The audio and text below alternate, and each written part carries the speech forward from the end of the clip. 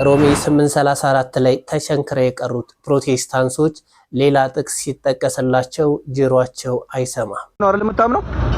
ኢየሱስ አማላጅ ነው ብለህ ነው አይደል የምታምነው? ከኢየሱስ ውጭ አማላጅ የለም። ሁለተኛ ቆሮንቶስ ምዕራፍ 9 ቁጥር 14 አውጥ። ኦኬ። ሲያማልዱ ምን ሲያደርጉ? ሲያማልዱ ራሳቸውም ስለእናንተ ድገሞ ራሳቸውም ስለእናንተ ሲያማልዱ። የፕሮቴስታንቶችን የሐሰት መንገድ በቀላሉ ለመረዳት የዚህን ፓስተር መንገድ መገንዘብ ብቻ በቂ ነው። አንተ የተመረጥክ የተለየ ነህ ይላል።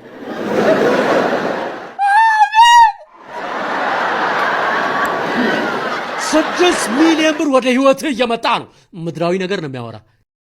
ኢስላሞችም እንደዚሁ ናቸው። የኦርቶዶክስ ተዋሕዶ ቤተክርስቲያንን አስተምሮ ለማጣመም መጽሐፉን እስከ መጨረሻው ማንበብ አይፈልጉም። ቆንጽለው ነው የሚያነቡት። የምታመልኩት አምላክ ማሰብ አይችልም ቢባል ምን ይሰማችኋል? በክርስትና ያለው ነገር ደግሞ ይሄ ነው። አምላኮቻቸው አብ፣ ወልድ፣ መንፈስ ቅዱስ ለብቻቸው ማሰብ አይችሉም። ይሄኛው አምላክ ማሰብ ከፈለገ እነዚህ ያስፈልጋሉ። ይሄኛውም በተመሳሳይ ማለት ነው። ማስረጃ ደግሞ ሁላችሁም ተመልከቱ። ሰይፈ ሥላሴ መጽሐፉን ይዩት። ዘሐሙስ እንደዚህ ይላል። አብ ያለ ወልድና ያለ መንፈስ ቅዱስ ለብቻው አያስብም። ኢትዮጵያኖች በዚህ ምንም ሐሳብ አይገባንም። ነገር ግን አንዳንድ ሰዎች በዚህ ከተለከፉ ደህናውን ንጹህን ሰው ሳይቀር ግን ሊለክፉት ይችላሉ። አብሮች ማህበረሰቡ በእምነቱ፣ በባህሉ፣ በእሴቱ የሚኖር የተከበረ ህዝብ ነው።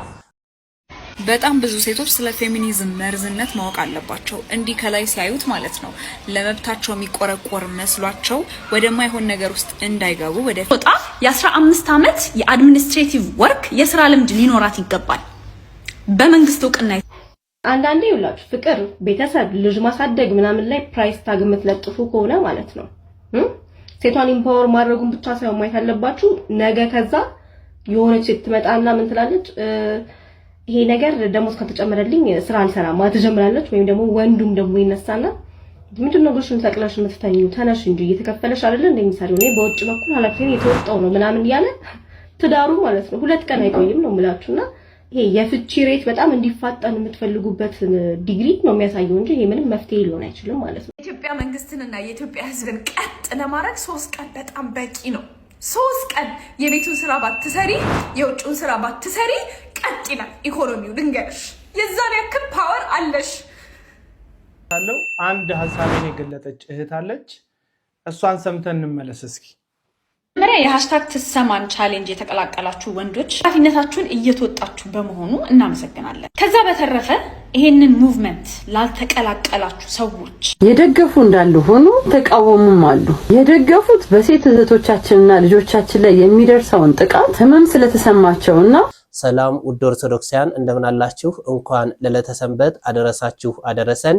ይህ ቪዲዮ ከደረሳችሁ ቪዲዮውን ላይክ፣ ሰብስክራይብ፣ ሼር በማድረግ ለተወዳጅ ክርስቲያናዊት ወንድሞቻችን እንድታጋሩ ስል በትህትና ጠይቃችኋለሁ። የትግራይ ኦርቶዶክሳውያን ምህላ እስኪ ትንሽ እንከታተል።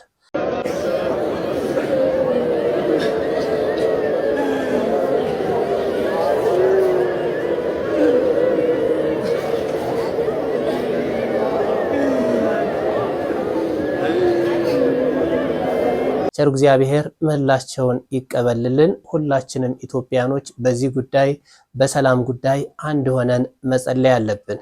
ወንድማችን አዶናይ ይሄን ብሏል። ስለ እናታችን ስለ ቅድስት ድንግል ማርያም ተናግሬ አላበቃም። በጭንቀቴ፣ በሐዘኔ፣ በሁሉ ነገሬ ፈጥና እምትደርስልኝ እሷ ናት ይለናል። ምንም ጥያቄ የለውም። የሁላችንም ኢትዮጵያኖች እናት ናት። በጭንቀታችን ፈጥና የምትደርስልን። እስኪ ምስክርነቱን እንስማው። ማርያምን ተመለከታችኋት?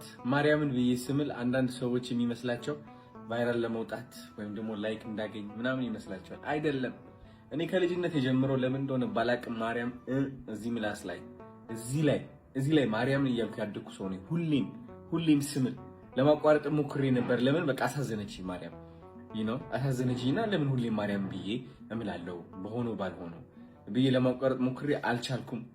እና ከልጅነት የጀምሮ ማርያም ካጠገቤ ነበረች። ማርያም ማነች ለኔ? አይ ቲንክ የሚገባቸው አይመስለኝም እውነት ለመናገር ግን ማርያም እንደ መንፈሳዊ እናቴ ነው ማያት። የኔ መንፈሳዊ እናት ማለት ነው። ራይት ብዙ ጭንቀት ውስጥ ስገባ የምታበረታታኝ፣ ቃላቶች ሳትጠቀም ስሜቶችን የምታስተካክል ጠንከር የምታደርገኝ እቅፍ የምታደርገኝ እናቴ ነች። ተኝቼ ስነሳ በጭንቀት ሲውጠኝ ሰይጣን ሊያሸንፈኝ ሲሞክር መጥፎ ሐሳቦች ሲልክብኝ ከፊቴ ቆማ የምትከልለኝ ነች ማርያም። ማርያም ለኔ ትልቅ ትርጉም አላት። ባይዘው በቃላት መግለጽ የማልችለው ለዛም ነው በጣም ወዳት። ቤቴ በማርያም የሞላ ነው። ሰው የሚሰጠኝ ስጦታ ማርያም ብቻ ነው። የሚሰጡኝ ስዕሎች ማርያም ነው። ለምን ይመስላችኋል? ማርያም ሁሌ ካጠገቤ አለች። ምልክቴ ነች፣ መንገዴ ነች። አብራይት ሲሳካልኝ ማርያም፣ ስወድቅም ማርያም፣ ስነሳም ማርያም። ወንድማችን አዶናይን እናመሰግናለን። ቃለ ሕይወት ያሰማልን። ሮሜ 8:34 ላይ ተቸንክረው የቀሩት ፕሮቴስታንቶች ሌላ ጥቅስ ሲጠቀስላቸው ጆሮአቸው አይሰማም። ኦርቶዶክሳዊው ስለ ቅዱሳን አማላጅነት ጥቅስ አውጥቶ አሳየው። ፓስተሩ ግን የሸመደዳት አንድ ጥቅስ ብቻ ናት። ሮሜ 8:34 አንድ ጊዜ ለሰው ልጆች መጥቶ ክርስቶስ ያማለደባትን የምትገልጸውን ጥቅስ ለማሳየት ይሮጻል። ታዲያ ኦርቶዶክሳዊው እኔ እኮ እሱ አልጣፋኝም፣ ነገር ግን ስለ ቅዱሳን ምልጃ የተጻፋለ እባክህ አዳምጠኝ እያለ ይነግረዋል። ነው አይደል የምታምነው? ኢየሱስ አማላጅ ነው ብለህ ነው አይደል የምታምነው? ከኢየሱስ ውጭ አማላጅ የለም። የለም። ሁለተኛ ቆሮንቶስ ምዕራፍ 9 ቁጥር 14 አውጥ። ኦኬ። ሁለተኛ ቆሮንቶስ ምዕራፍ 9 ቁጥር 14 ቁጥር 14 እሺ። እንዲህም ደግሞ ወንጌልን የሚሰብኩ ሁለተኛ ቆሮንቶስ ምዕራፍ 9 ቁጥር 14 ሌላ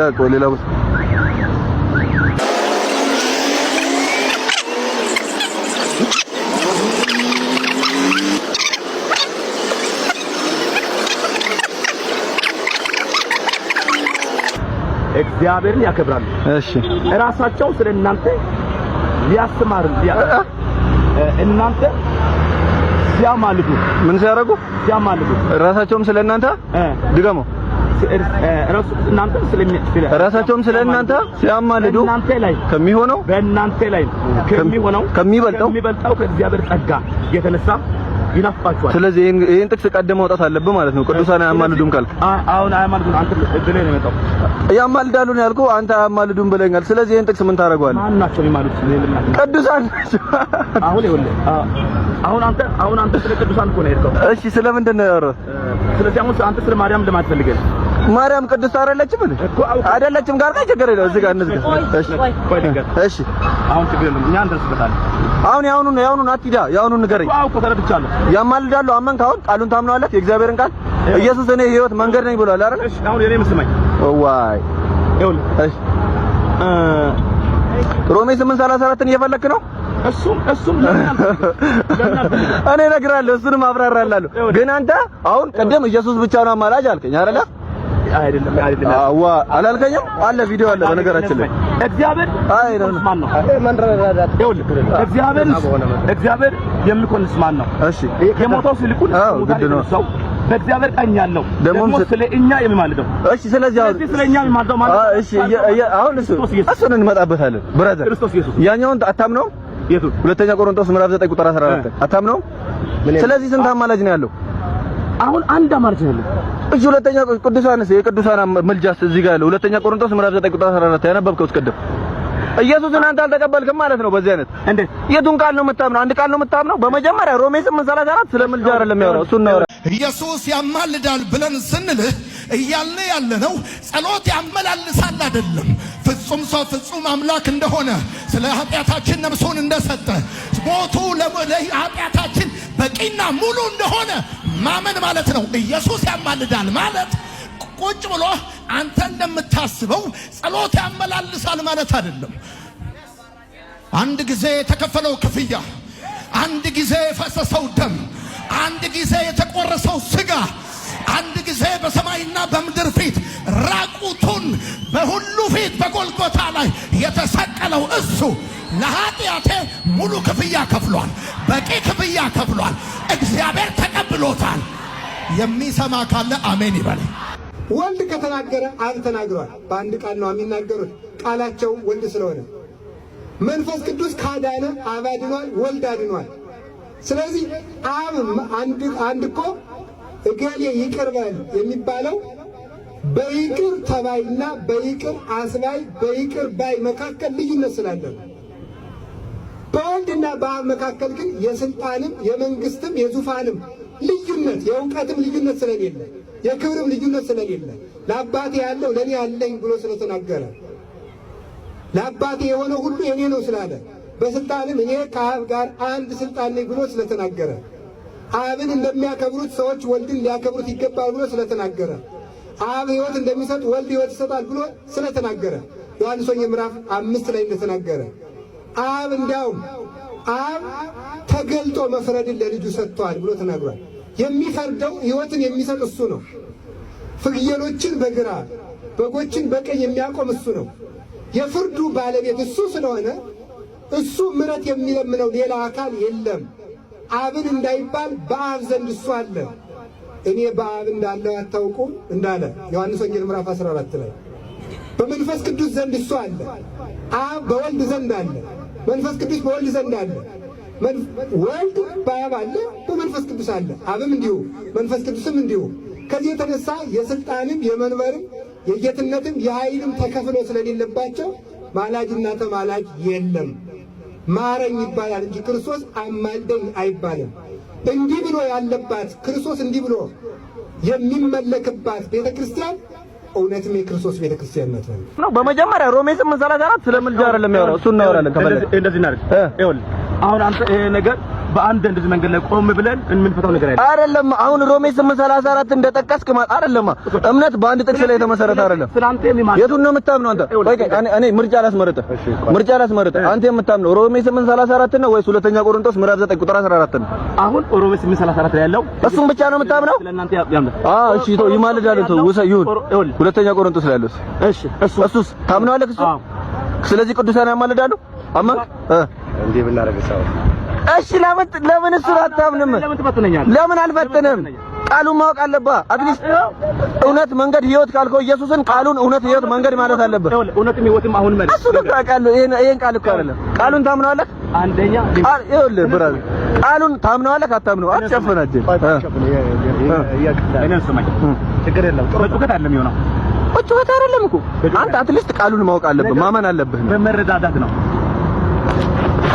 ለምን ቀርጻለሁ? እኔ በደንብ ነው የምቀርጽህ። ምክንያቱም ከዛ ጀምሮ ልጠይቅህ እያልኩ ነው የመጣው። እየረበሽከን ነው አይደል? ሲረብሸን ደግሞ ማወቅ አለበት፣ የጌታን ቃል ማወቅ አለበት። ከዛ ጀምሮ እየሰበከ ነው የመጣው። ልክ ነው እኮ ወድጄዋለሁ። አይ ጥሩ ነው። እሺ ኖ አሁንም ይወዳል። ስላንተ የማልዳው እሱን አንተ አትነግረኝም። ብራዘር አትዳና ና ብራዘር ኖ። ነገር ግን ፕሮቴስታንቶች መስሚያቸው ጥጥ ነው። ሮሜ 8:34 ላይ ተቸንክረው ቀርተዋል። ስለ ቅዱሳን ምልጃ፣ ስለ በጎ ስራ፣ ስለ በርካታ ነገሮች በመጽሐፍ ቅዱስ ላይ የሳቱት ጉድ አለ። የፕሮቴስታንቲዝም መንገድ እንግዲህ እንደዚህ ነው። በቀላሉ ፕሮቴስታንቶችን መረዳት ይቻላል። ለዚህም ነው በሐሰተኛ ነቢያቶችና ፓስተሮች ዕለት ዕለት እየተበዘበዙ ያሉት። ይህ ወንድማችን እሸቱ የዛሬ 3 ዓመት 4 ዓመት የቀለደው ቀልድ ነበር።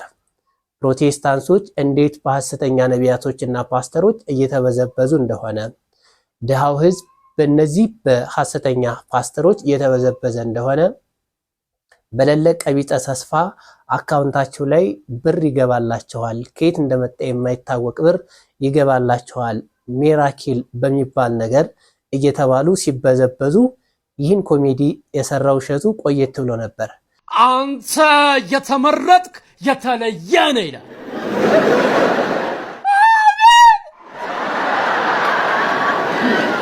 6 ሚሊዮን ብር ወደ ህይወትህ እየመጣ ነው። ምድራዊ ነገር ነው የሚያወራ። ግራውንድ ፕላስ ቤት እየተሰራልህ ነው።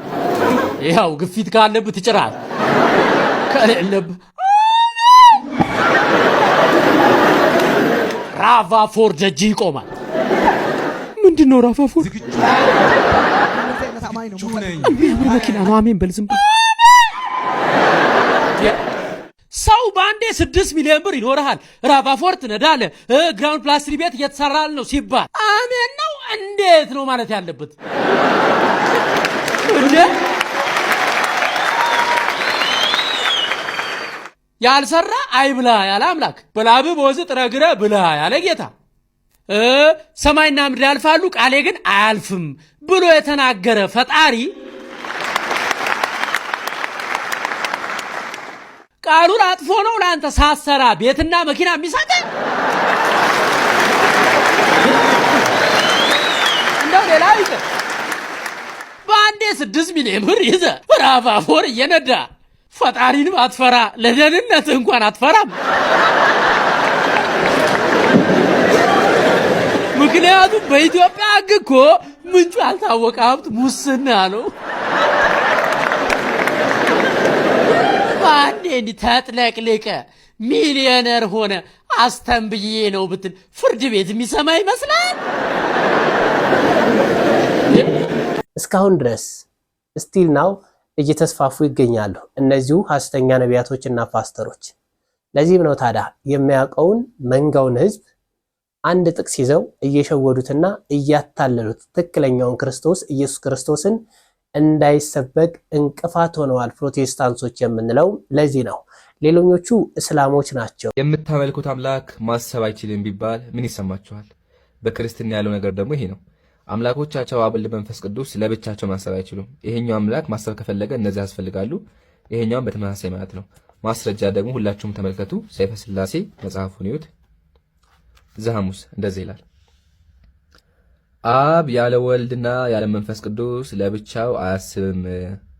ወልድም ያለ አብና ያለ መንፈስ ቅዱስ ለብቻው አያስብም። መንፈስ ቅዱስም ያለ አብና ያለ ወልድ ብቻውን አያስብም ይላል።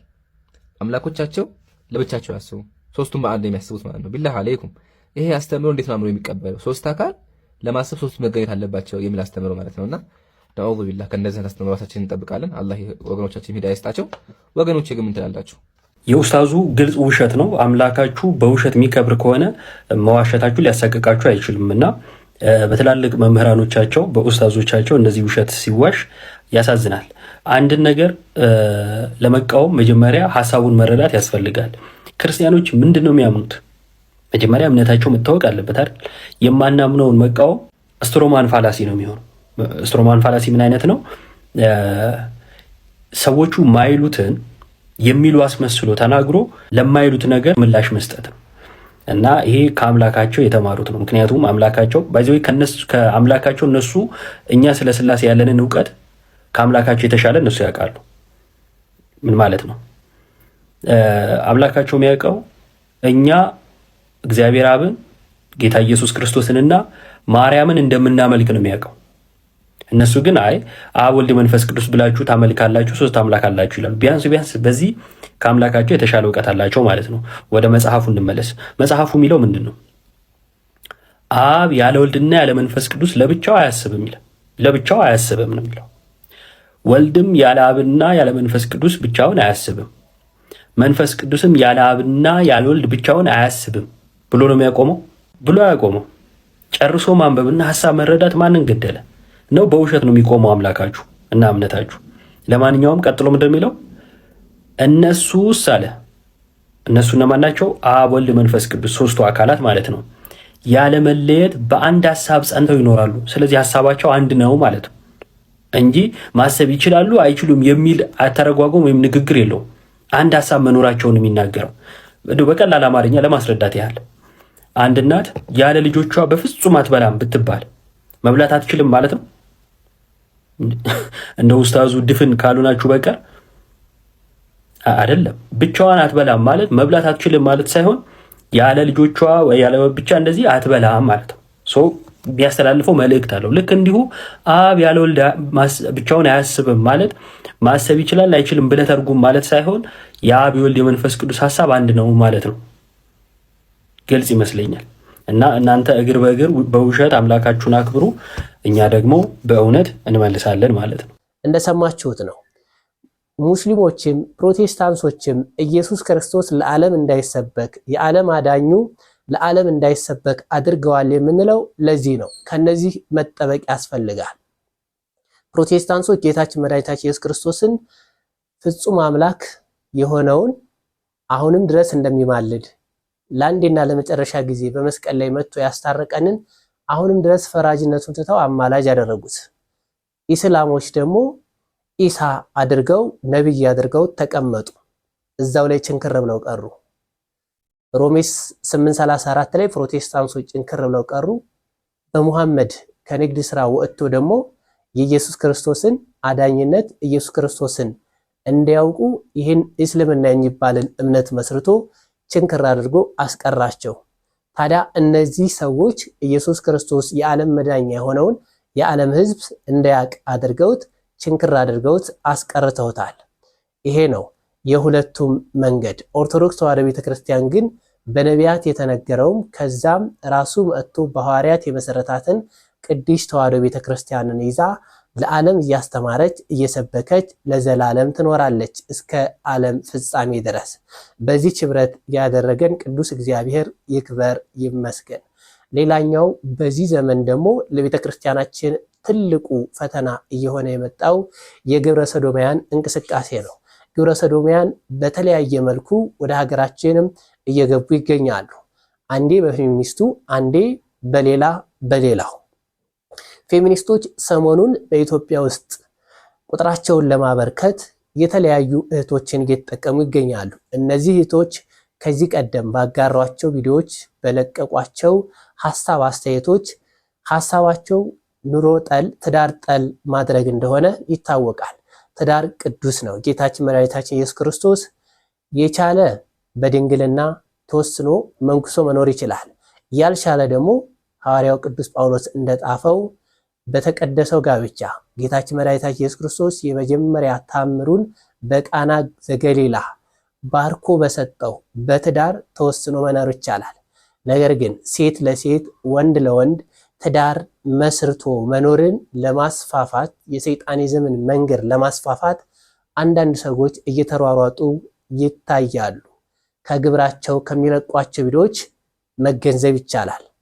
ለተጎዱት እህቶቻችን፣ በደል ለደረሰባቸው፣ ለተደፈሩት እንዲሁም ለተገደሉት እህቶቻችን ድምፅ ማሰማት ትሰማ፣ ሴት ልጅ ትሰማ ማለት ምንም ጥያቄ የለውም።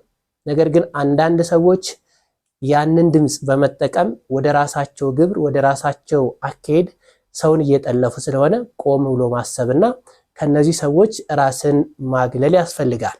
በጣም ብዙ ሴቶች ስለ ፌሚኒዝም መርዝነት ማወቅ አለባቸው። እንዲህ ከላይ ሲያዩት ማለት ነው ለመብታቸው የሚቆረቆር መስሏቸው ወደማይሆን ነገር ውስጥ እንዳይገቡ፣ ወደ ፌሚኒዝም ስርዓት መደገፍ ውስጥ እንዳይገቡ፣ በዛ ስርዓት እንዳይተበተቡ በደንብ ማወቅ አለባቸው። እንደዚህ የሚያውቁ ሰዎች፣ እንደዚህ በደንብ የተረዱ ሴቶች መጥተው በደንብ ሊያስረዱ ይገባል ብዬ አስባለሁ። እና እስኪ ይህንን ቪዲዮ ስሙትና ከዛ በኋላ ሀሳባችሁን ኮሜንት ላይ ጻፉ። የቤት እመቤት የሚሆኑ ሴቶች የሚያበረክቱት አስተዋጽኦ ከዶክተር ከኢንጂነር ከምን ይበልጣል፣ እንዴት ታራክሱታላችሁ ብላችሁ የምትጠይቁን ሰዎች ልክ ናችሁ። ሴት ልጅ ቤት ውስጥ የምትሰራው ስራ፣ ልጆቿን የምታሳድገው የቤት እመቤትነት የማህበረሰብ ጀርባ አጥንት ነው። በጣም አስፈላጊ የሆነ ስራ ነው። በጣም አንገብጋቢ የሆነ ስራ ነው። ታዲያ ለምንድን ነው እንደ ዶክተሮች የማይከፈላት?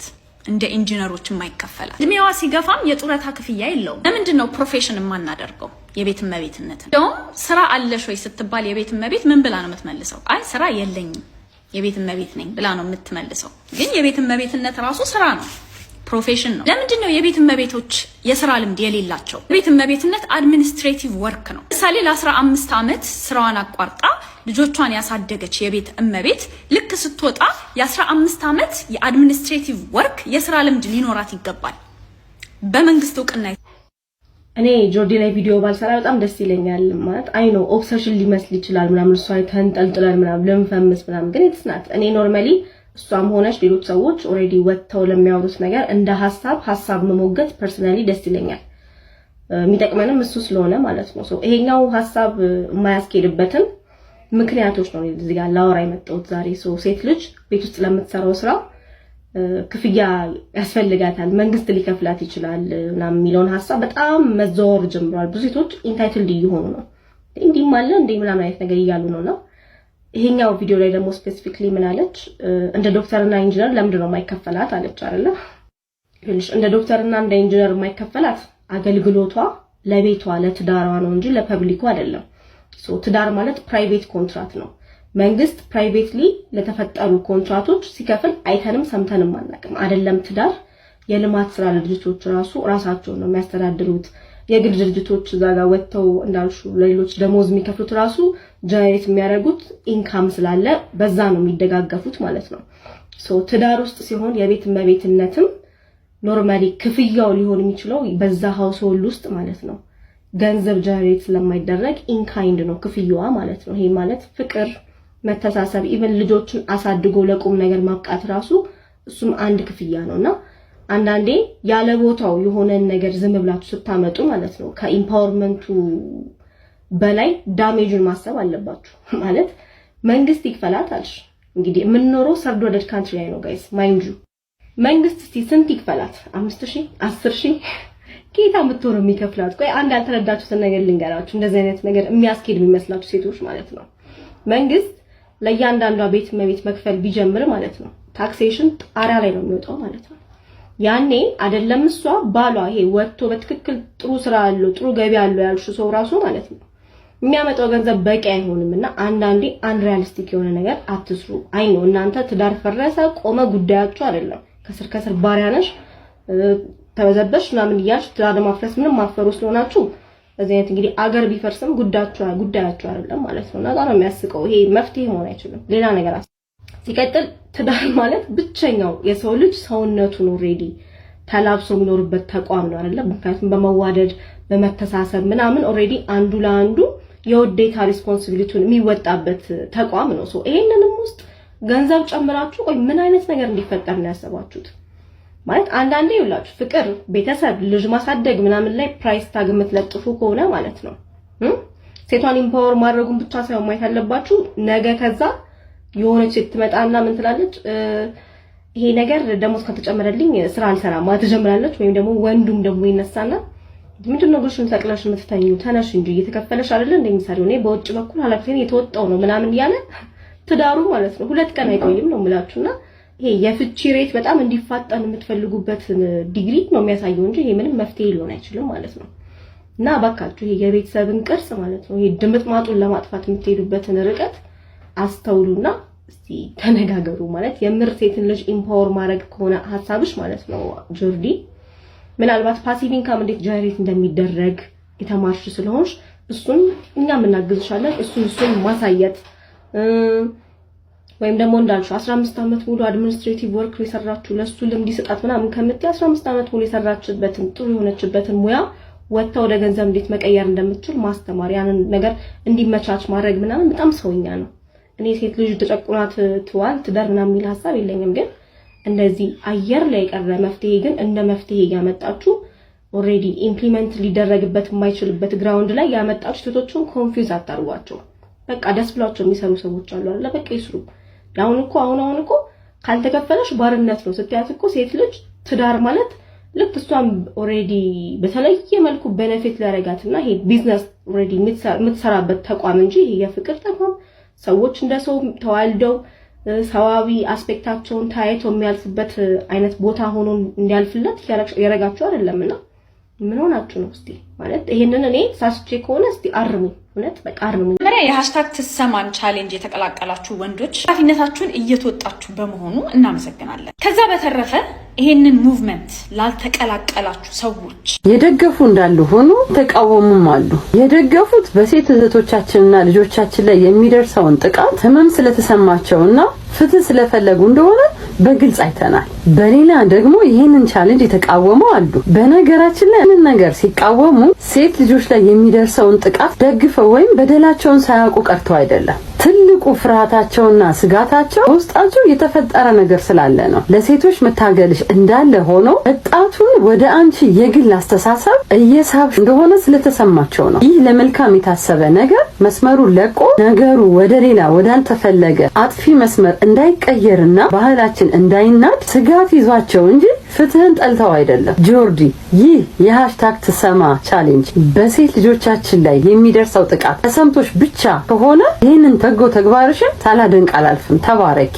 ግን በዚህ በሴቶች ጥቃት ሽፋን ስር ሌላ የተደበቀ ዓላማና የግል አስተሳሰብሽን ልታራምጅበት ካሰብሽ ይህ በትውልድ ላይ የሚሰራ ትልቅ ወንጀል ነውና በትውልድ መጥፋት ተጠያቂ እንዳትሆኚ እባክሽ ተጠንቀቂ። ለወጣቱ ማስተላልፈው መልእክት የሃሽታግ ትሰማ ንቅናቄ ለፍትህ ስትሉ ተቀላቀሉ እንጂ ከጀርባ አለ የሚባለውን የማይታየውን ስውር አጀንዳ ሰለባ እንዳትሆኑ በጥንቃቄ ተጓዙ እባካችሁ። የብዙዎቻችንን ዳር ያዝነውን ሰዎች ሐሳብ ተወክላለች ብዬ አስባለሁ። እንደውም ሃሽታግ ትሰማ የሚለውን የተነሳውን ሐሳብ ሳይሆን ከሐሳቡ ጀርባ የታቀደውን ክፉ ዓላማ ከመጸየፍም ከመቃወምም አንፃር አንዳንዶች ሲያዘዋውሩ እንደተመለከትኩት ይህንን ሁሉ ፕሮፋይል ባደርገው ደስ ይለኛል። እውነቱን ለመናገር ተሳካም አልተሳካም በየ5 ዓመቱ ምርጫ የምናካሂደው የሚመራንን ፓርቲም ሆነ ግለሰብ ለመምረጥ ነው። ባልመረጥነው ከተመራን ያልፈለግነው እላያችን ላይ ቁጭ ካለ አመራሩም ቢሆን መሪነቱ ልክ ነው ብለን ስለማናስብ ነው ምርጫ ላይ ሁላችንም የምንሳተፈው።